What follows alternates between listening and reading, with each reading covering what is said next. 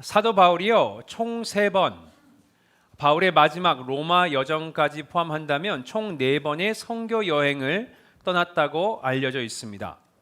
오늘 본문은요, 그 중에서 2번째 선교 여행 때 있었던 일 하나를 기록하고 있습니다. 오늘 본문에 나오는 그 사건을 우리가 알아보기 전에 먼저 그 배경부터 설명드리면서 설교를 시작하겠습니다. 바울이 첫 선교를 마쳤습니다. 그리고 안디옥으로 돌아옵니다. 그리고 첫 선교지 함께 동행했던 바나바와 함께요, 2번째 선교 여행을 계획합니다. 그들이 2차 선교를 계획한 목적이 있습니다. 그 목적은요, 1차 선교 때 다녔던 또 개척했던 교회들을 방문해서요, 잘하고 있나 점검도 하고 또 그들에게 용기도 주고 또 필요한 것들을 제공하며 말씀을 가르치기 위함입니다. 이렇게 계획을 짜고 있는데요, 그 과정에서 문제가 하나 생깁니다. 어떤 문제죠? 바울과 바나바가요, 갈등을 빚게 됩니다. 자, 왜 그렇습니까? 마가를 데려가는 문제로 의견 차이가 있던 겁니다. 조금 더 자세히 말씀드리자면요, 첫 선교 여행 때 그들과 함께 했던 마가가 중간에 하차해서 예루살렘으로 돌아가는 일이 생깁니다. 성경에 그 이유가 정확히 기록되어 있지는 않습니다. 다만 추측을 해보자면 선교 여행이 생각보다 너무 힘들어서 중간에 포기했을 수도 있습니다. 아니면 핍박을 당하니까 그것이 두려워서 도망쳤을 수도 있습니다. 또 그것도 아니라면 선교 방향, 선교하는 방법이 사도 바울과는 다르기 때문에 의견 차이로 떠났을 수도 있습니다. 정확한 이유는 알 수 없습니다. 우리가 아는 것은요, 바울은 그 일을 심각하게 받아들였고 그 일로 마가가 2차 선교 여행에 함께하는 것을 거절했습니다. 반대했습니다. 하지만 바나바는요, 생각이 좀 달랐습니다. 그에게 한 번 더 기회를 주자, 이렇게 얘기했습니다. 참고로 골로새서 4장에 보면요, 마가와 바나바의 관계가 나오는데 서로 사촌 관계입니다. 그래서 그랬는지 몰라도 꼭 데려갔으면 하는 마음이 있었던 것 같습니다. 어찌되었던 그들은 합의점을 찾지 못하고요, 결국에 선교를 함께 떠나는 이 계획은 무산됩니다. 그래서 바나바는 마가를 데리고 그부로로 떠나고요, 또 바울은 실라라는 새로운 동역자를 찾아서 각자 따로 2번째 선교 여행을 떠나게 됩니다. 그 내용이 사도행전 15장에 나와 있습니다. 자, 이렇게 어렵게 2번째 선교 여행이 시작됩니다. 바울과 실라는요, 먼저 오늘날의 터키, 튀르키예에 위치한 더베와 루스트라에서 복음을 전합니다. 그곳에서 복음을 전하는데 아주 귀한 수확이 있습니다. 그게 뭐죠? 디모데라는 사람이요, 예수를 영접하고 바울의 동역자가 된 겁니다. 이렇게 동역자가 된 디모데가요, 바울과 실라의 선교에 함께 동참하게 됩니다. 그리고 이들이 함께 어디로 갑니까? 부르기아와 갈라디아 땅을 지나서요, 결국 드로아 지역에 도달합니다. 자, 드로아 지역에서 무슨 일이 벌어집니까? 세계의 선교의 흐름이 변화되는 아주 중요한 사건이 생깁니다. 그게 뭐죠? 우리 함께 살펴보겠습니다. 사도행전 16장 8절부터 10절까지 말씀 함께 읽도록 하겠습니다. 시작. 무시아를 지나 드로아로 내려갔는데 밤에 환상이 바울에게 보이니 마게도냐 사람 하나가 서서 그에게 청하여 이르되 마게도냐로 건너와서 우리를 도우라 하거늘.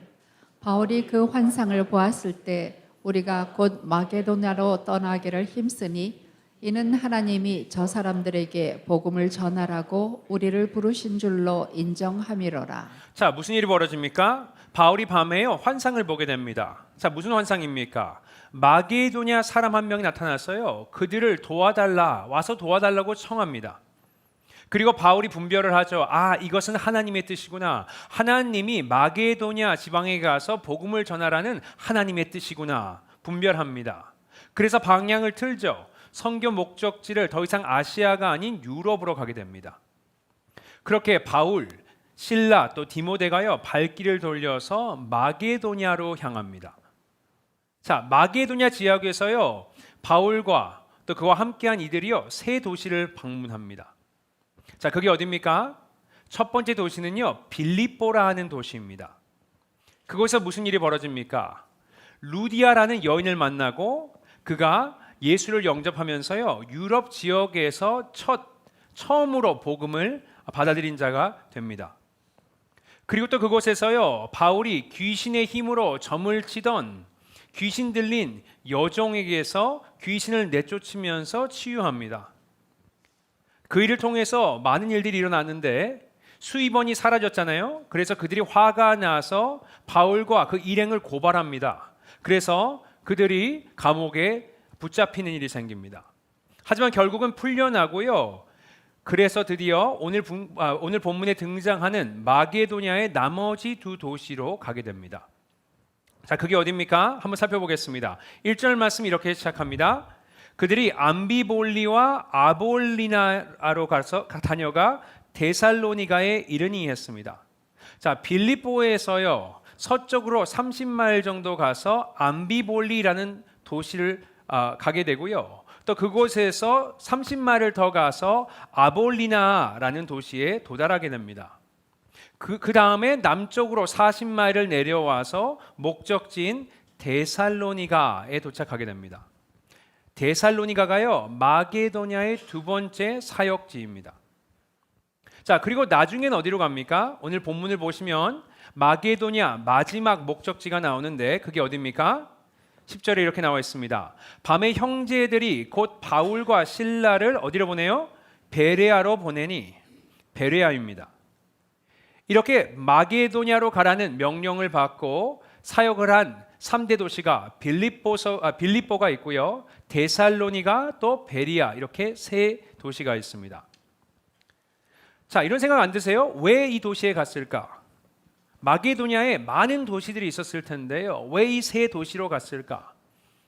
하나님께서 환상을 통해서 마게도냐로 가라는 명령을 받았지 특정 도시는 알지 못합니다. 그냥 마게도냐로 가야지 생각이 들었을 거예요. 자, 그럼 어떤 도시를 방문해서 복음을 전할지는 누가 결정했을까요?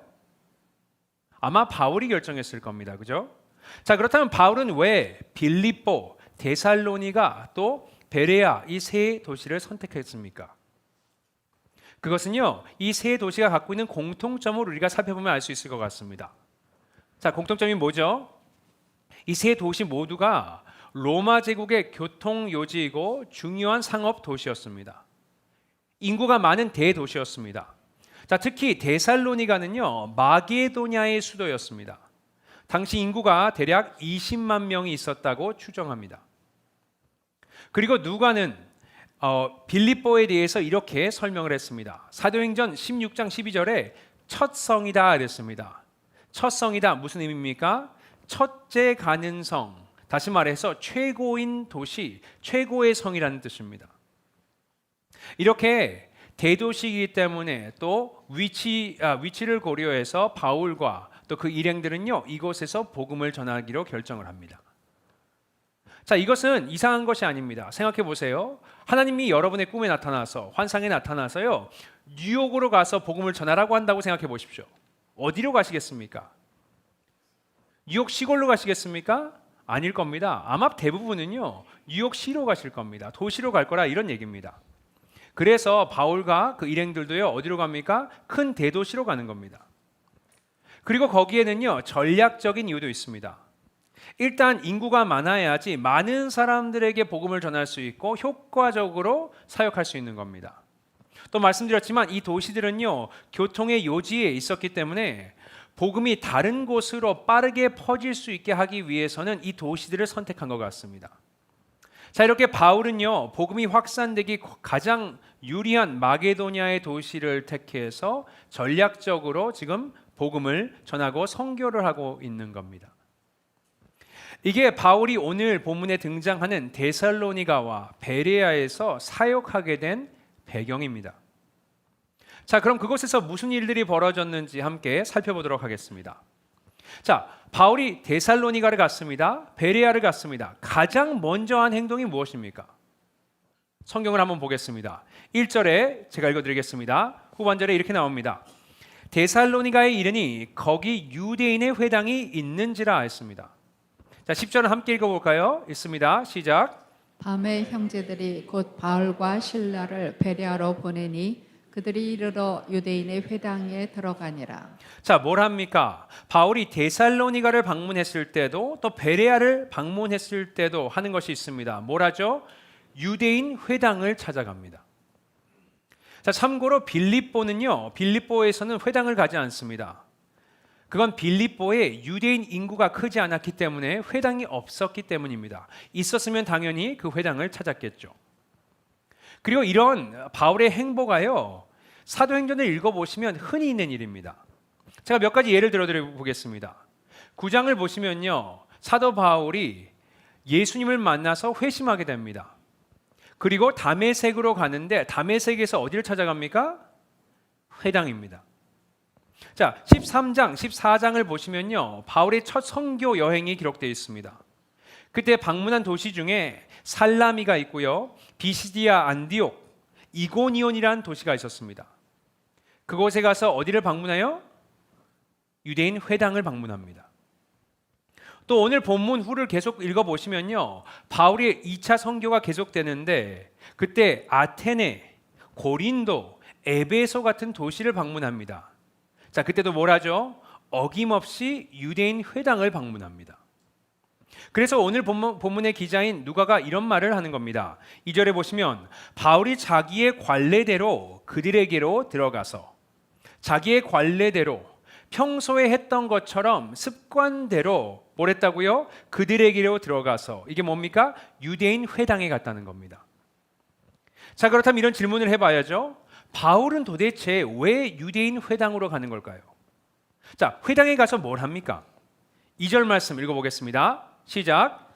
바울이 자기의 관례대로 그들에게로 들어가서 새 안식일에 성경을 가지고 강론하며. 뭘 합니까? 성경을 가지고 말씀을 가르칩니다.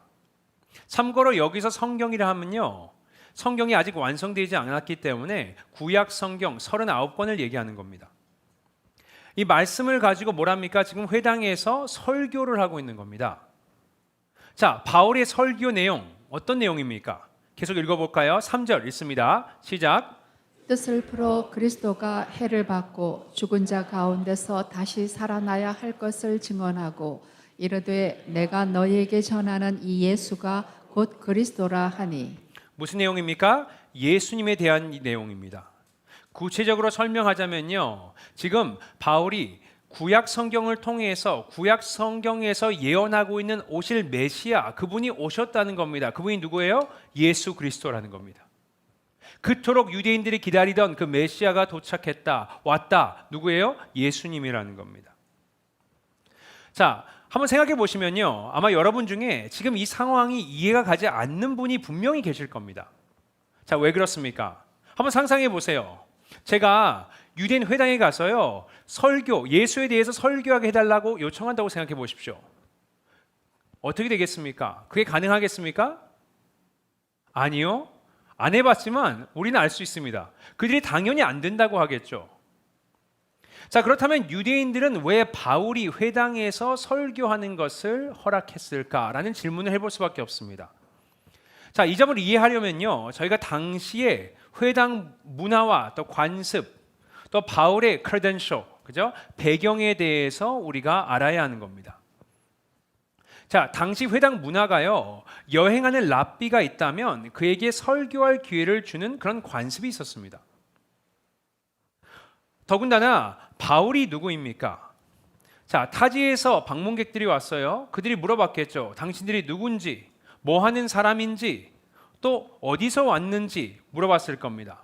바울이 대답했겠죠. 본인이 바리새파 출신이고 또 율법에 정통한 랍비라, 이렇게 설명했을 겁니다. 그리고 바울이 누구입니까? 당시에 유명한 율법학자 가말리엘의 제자입니다. 자, 이런 백그라운드를 들었어요. 그들이 요청을 했겠죠. 그럼 말씀을 우리와 나누어 주십시오. 바울의 배경을 들으니까요, 그가 설교를 할 수 있는 충분한 자격과 실력을 갖추고 있다는 것을 알았을 겁니다. 그래서 지금 바울이 이 회당에서 말씀을 전할 수 있게 된 겁니다. 자, 그럼 우리가 왜 바울이 회당에서 설교를 할 수 있게 허락을 받았는지에 대해서는 우리가 이해가 가죠. 그럼 반대로 질문을 해봅시다. 바울은 왜 굳이 회당을 찾아가서 말씀을 가르쳤을까요? 이게 한두 번이 아닙니다. 그죠? 방문한 도시마다 어떻게 해요? 회당을 찾아서 거기서 예수 그리스도를 선포합니다. 자, 왜 그렇게 했을까요? 자, 이건 회당에 누가 있냐를 알면 알 수 있습니다. 자, 유대인 회당에 누가 있죠? 누가 있습니까? 유대인이 있습니다. 그죠? 너무 단순한 질문이라. 예. 이게 뭘 의미합니까? 바울은요, 지금 유대인들에게 복음, 예수 그리스도에 대해서 전하고 싶어 하는 겁니다.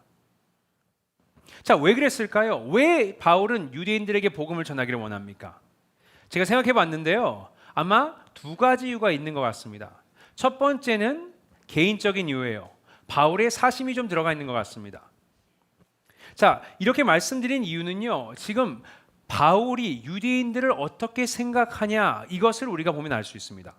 자, 로마서 9장에 그 팁이 나오는데요, 1절부터 4절까지 세 번역으로 우리 한번 읽어보도록 하겠습니다. 읽습니다. 시작. 나는 그리스도 안에서 참말을 하고 거짓말을 하지 않습니다. 내 양심이 성령을 힘입어서 이것을 증언하여 줍니다.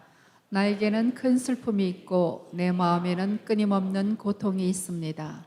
나는 육신으로 내 동족인 내 결례를 위하는 일이면 내가 저주를 받아서 그리스도에게서 끊어질지라도 달게 받겠습니다. 내 동족은 이스라엘 백성입니다.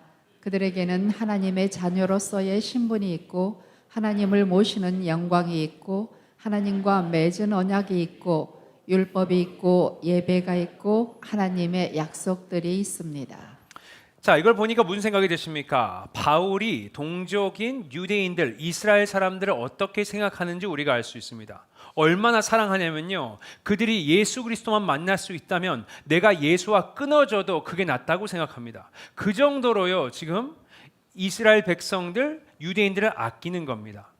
그래서 어디를 가든지 회당이 있으면, 유대인들이 있으면요, 그들을 찾아가서 복음을 전하는 겁니다. 왜? 그들이 꼭 예수를 만나고 구원받기를 원하는 겁니다. 자, 이유가 한 가지 더 있습니다. 그게 뭐냐? 그건 하나님의 방법과 뜻이 유대인들을 통해서 이루어질 거라는 믿음이 있었기 때문에 그렇습니다. 그것은 로마서 3장 1절에서 2절에 보면 나옵니다. 이것도 한번 같이 읽어보겠습니다. 시작. 그런즉 유대인의 나음이 무엇이며 할례의 유익이 무엇이냐? 범사에 많으니 우선은 그들이 하나님의 말씀을 맡았음이니라 했습니다. 바울이 뭐라고 합니까? 유대인들이요, 하나님의 말씀을 맡았답니다. 이게 뭘 의미하죠? 이 말의 의미는요, 유대인들이 하나님의 말씀, 성경을 통해서 뭘 알아야 되는 겁니까?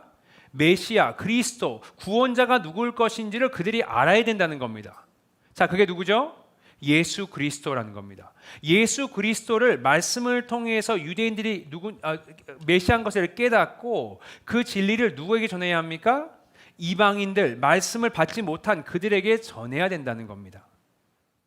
그래서요, 지금 유대인들에게 먼저 복음을 전하는 겁니다. 그들을 통해서 하나님의 뜻이 이루어질 수 있도록, 그들이 말씀을 듣고 예수 그리스도의 복음을 듣고 예수님을 영접한 후에 그 말씀을 가지고 열방으로 나갈 수 있도록 지금 바울이 노력을 하고 있는 겁니다. 그리고 그 사역을 하는 것은요, 이들뿐만 아니고 바울 본인이 하고 있습니다. 왜 그렇습니까? 바울도 유대인입니다. 그 역시도 유대인이기에 하나님의 말씀을 맡은 자이기에 뭘 합니까? 지금 회당에서 예수를 모르는 유대인들에게 예수를 믿으라고 말씀을 풀어서 설명하고 있는 겁니다.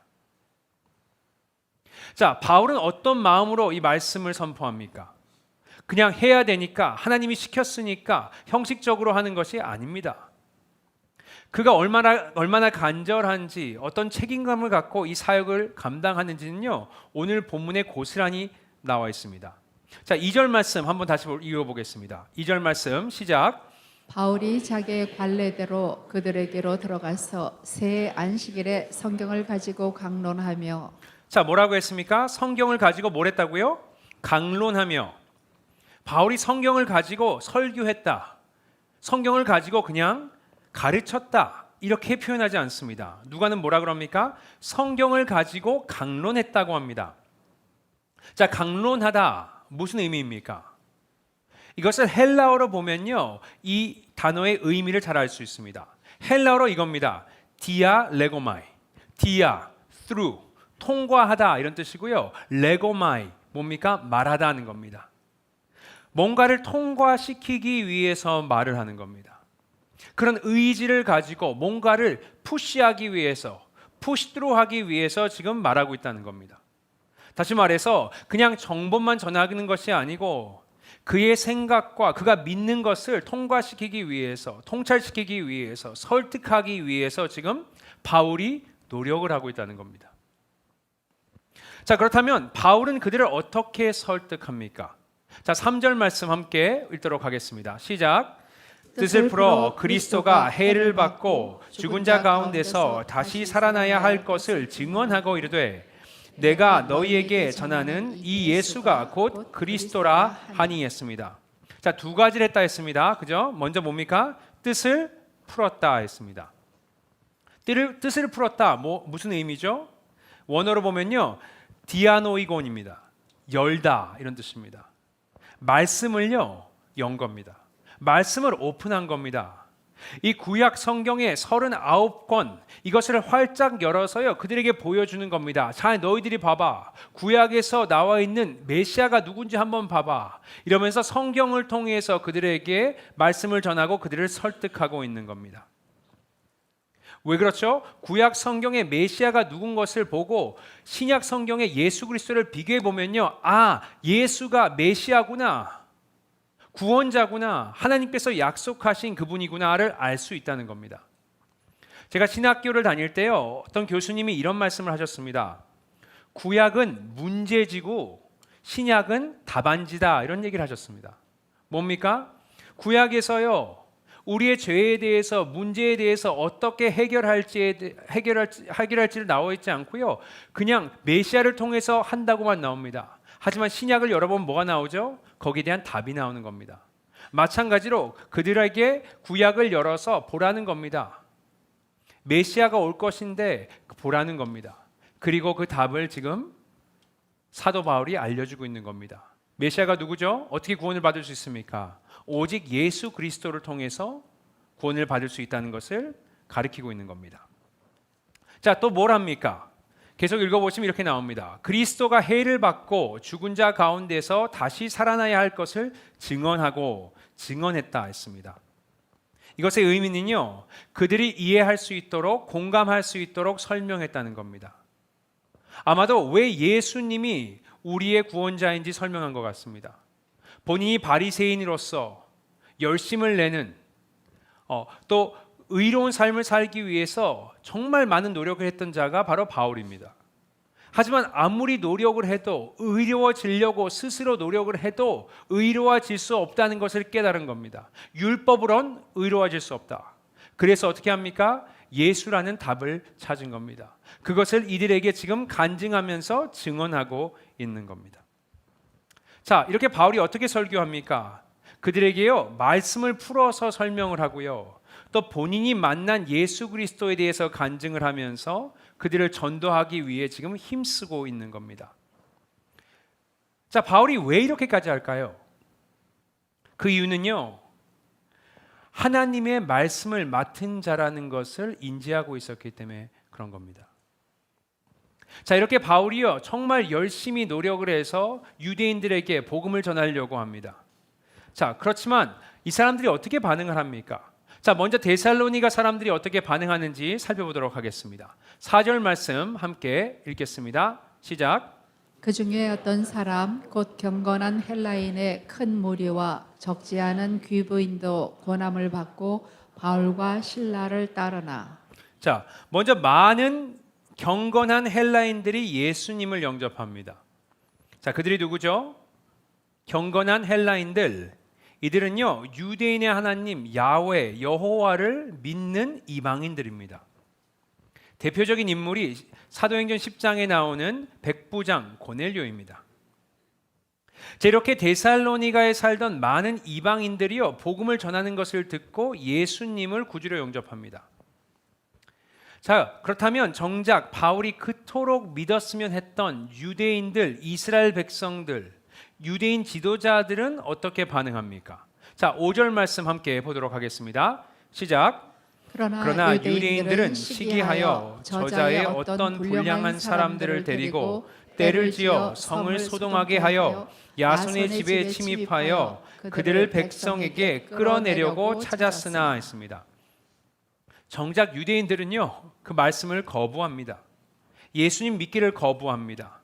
거기서 그치는 것이 아니고요, 사람들을 모아서 어떻게 해요? 그들을 핍박하고 심판하기 위해서 그들을 찾습니다. 찾아가니까 없어요. 그러니까 어떻게 합니까? 그들을 머물게 했던 야손의 집까지 찾아가서요, 야손을 핍박합니다. 또 예수를 믿는 자는 가이사, 시저를 거역하는 반역자라 이렇게도 얘기합니다. 이렇게 핍박을 합니다. 자, 그러니까 바울과 일행들은 뭘 하죠? 이제 마지막 사역지 마게도냐의 마지막 도시인 베레아로 가게 됩니다. 자, 그곳에서 바울과 일행들은 뭘 했을까요? 말씀드렸듯이 회당을 찾았고 또 말씀을 통해서, 성경을 통해서 예수 그리스도를 증거합니다. 자, 그렇다면 베레아에 있는 유대인들, 그들은 어떻게 반응했습니까? 자, 12절 말씀 보겠습니다. 시작. 그 중에 믿는 사람이 많고 또 헬라의 귀부인과 남자가 적지 아니하나 그 중에 많은 이들이 믿었다 했습니다. 반응이요, 데살로니가의 유대인들과는 완전히 다른 겁니다. 많은 유대인들이 예수님을 믿게 된 겁니다. 좀 이상하지 않으세요? 같은 말씀을요, 같은 내용에, 같은 소스에, 같은 방법으로 같은 사람들이 복음을 전합니다. 하지만 그 반응은요, 전혀 다른 겁니다. 자, 왜 그럴까요? 어떤 차이가 있는 겁니까? 베레아에 살고 있는 유대인들과 또 데살로니가에 있는 유대인들, 이들은 왜 이렇게 다른 겁니까? 그 답을요, 오늘 본문에서 누가가 우리에게 알려줍니다. 11절에 이런 말씀이 있습니다. 베레아에 있는 사람들은 데살로니가에 있는 사람들보다 더 뭐라고요? 너그러워서 했습니다. 자, 더 너그럽다. 이건 도대체 무슨 표현인가? 우리 생각이 들 수 있습니다. 자, 너그러웠다 이 단어를요, 헬라어로 보면 유게네스 이런 뜻입니다. 높은 신분을 가리킬 때 사용하는 단어입니다. 그래서 영어 성경에선 이 단어를 노보이라고 번역을 한 겁니다. 자, 그럼 이게 무슨 의미죠? 베레아 사람들이 데살로니아 지역 사람들보다 사회적 계급이나 신분이 높았다 이런 얘기를 하는 겁니까? 아닙니다. 그럼 물질적으로 더 풍요했다 이런 얘기입니까? 그것도 아닙니다. 지식이 더 뛰어났다? 공부를 더 많이 했다? 그것도 아닙니다. 자, 무슨 계급을 얘기하고 있는 겁니까?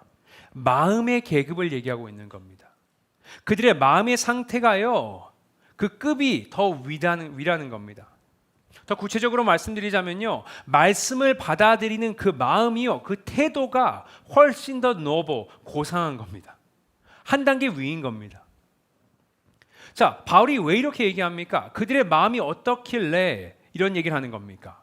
자, 11절을 계속 읽어보시면 이런 말이 나옵니다. 간절한 마음으로 말씀을 받고 이것이 그러한가 하여 날마다 성경을 상고함으로 그랬습니다. 먼저 뭘 했다고요? 간절한 마음으로 말씀을 받았답니다. 간절한 마음입니다. 그냥 대충 말씀 듣는 거, 설교 듣는 거 그냥 넘어간 것이 아니고요, 간절한 마음으로 들었답니다. 간절한 마음으로 성경에서 나오는 그 말씀을요, 들었답니다. 헝그리한 거예요. 더 원하는 겁니다. 말씀을 배우기 위해서요, 눈을 똑바로 뜨고 들었다는 겁니다. 이렇게 이들에게는 말씀을 배우고 싶어하는 간절함이 있었습니다. 또 뭘 합니까? 이것이 그러한가 하여 날마다 성경을 상고함으로 했습니다. 바울이 전하는 이 말이요, 진짜인지 가짜인지 참인지 거짓인지를요 분별했다는 겁니다. 스스로 성경으로 연구했다는 겁니다. 그냥 바울이 대해서 들으니까 유명한 사람이래, 가멜리엘이라는 이런 유명한 학자 밑에서 공부한 제자래, 랍비래 이러면서 그냥 믿지 않았습니다. 또 반대로 데살로니가에 아는 사람이 있는데 그 사람에게 들으니까 그 바울의 가르침이 별로래, 가짜, 거짓 가르침이라고 이렇게 듣고 그냥 넘어가지 않았습니다. 뭐랍니까? 그들이 상고했다 했습니다. 영어로 보면 examine, 직접 체크했다는 겁니다. 이 말씀이 맞는 건지, 지금 바울이 설교하고 이것이 맞는지 성경을 열어서요, 그들이 직접 확인했다는 겁니다. 이렇게 열심을 다했다는 겁니다. 자, 얼마나 자주 했어요? 이것이 그러한가 하여 얼마나 날마다 했답니다. Every day. 자, 안식일 3번을 걸쳐서 말씀을 전했다고 했습니다. 다시 말해서 주말에 말씀을 들은 겁니다. 주중엔 뭘 하죠? 이 들은 말씀을 직접 성경을 열어서 그들이 체크하고 공부했다는 겁니다. 자, 그러니까 어떻게 됩니까? 말씀에 열심을 내니까 그들에게 무슨 변화가 생깁니까? 믿는 사람이 많고 했습니다. 많은 사람들이 예수 그리스도를 믿게 됐습니다. 왜 그렇습니까? 그냥 단순히 바울의 말로 알게 된 것이 아니고요. 그들이 열심을 내니까, 그들이 말씀을 사모하니까, 그들이 말씀을 보고 직접 이 말씀을 통해서 하나님을 만나니까 그들이 예수 그리스도를 믿게 된 겁니다.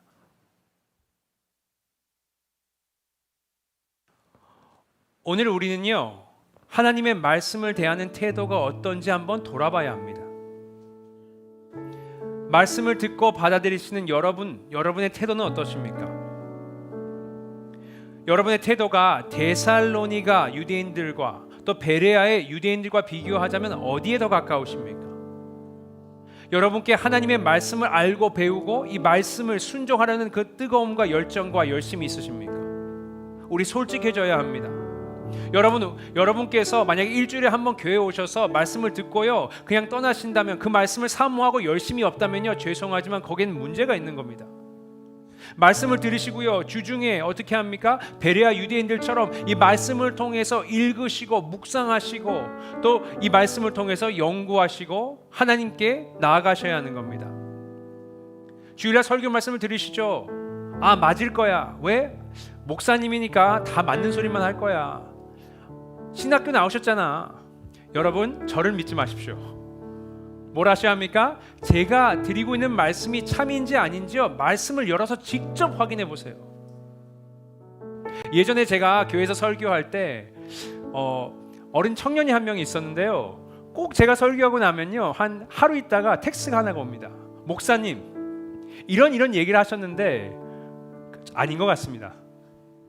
그래서 제가요 그게 왜 맞는지에 대해서 성경을 풀어주면서 설명을 해줘요. 그럼 그 자매가 이해가 갑니다. 알겠습니다. 이렇게 얘기했습니다.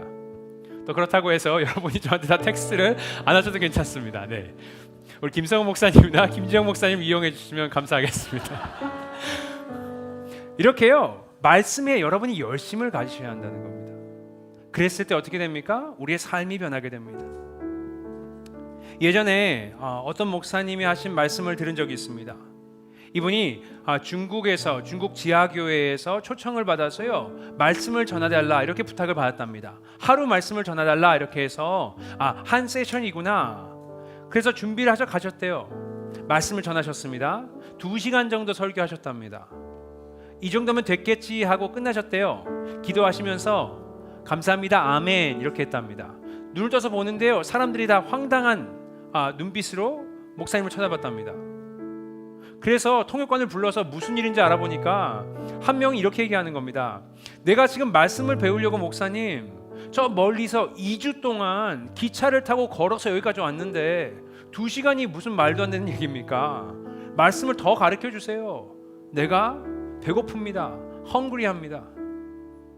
그래서 이 목사님이요 성경을 펼쳐서 밤새도록 말씀을 그들에게 선포했답니다. 그리고 이런 얘기를 하셨습니다. 미국 교인들과는 정말 다르다 이런 얘기를 하셨답니다. 이게 무슨 내용입니까 여러분? 제가요 수년 전에 그레이스 교회에서 사역을 하고 있는데요 어떤 청년이 한 명이 왔습니다. 이분이 교회를 찾고 있대요. 그러면서 이 교회 저 교회 방문을 하고 다닌답니다. 그래서 저랑 얘기를 나누다가 이런 질문을 했어요. 전에 교회에서 어떻게 나오게 됐느냐. 그랬더니 뭐라고 하신 줄 아십니까? 설교가 너무 길어요. 예배가 너무 길어서요 다른 교회를 찾고 있어요. 이런 얘기를 한다는 겁니다. 여러분, 정말 제가 크게 당황했습니다. 우리 교회는 그런 교회 아니야. 다른 교회로 가. 속으로 이런 마음도 생각했습니다. 자, 이게요 얼마나 부끄러운지 우리가 알아야 하는 겁니다. 여러분 여기서 그냥 형식적으로 교회 예배 나왔으니까 말씀은 일주일에 한 번은 들어야 되니까 오셔서 듣고 나가신다면 여러분 정말 크게 착각하시는 겁니다. 말씀을 사모하는 그 마음을 우리가 어떻게 합니까? 회복해야 하는 겁니다. 그 열정을 우리가 다시 한번 가져야 하는 겁니다.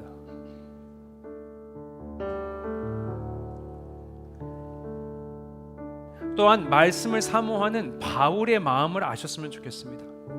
바울이 어떻게 합니까? 이 말씀을 전하기 위해서요 많은 핍박과 어려움이 있지만 유대인들을 찾아가서 말씀을 계속해서 전합니다.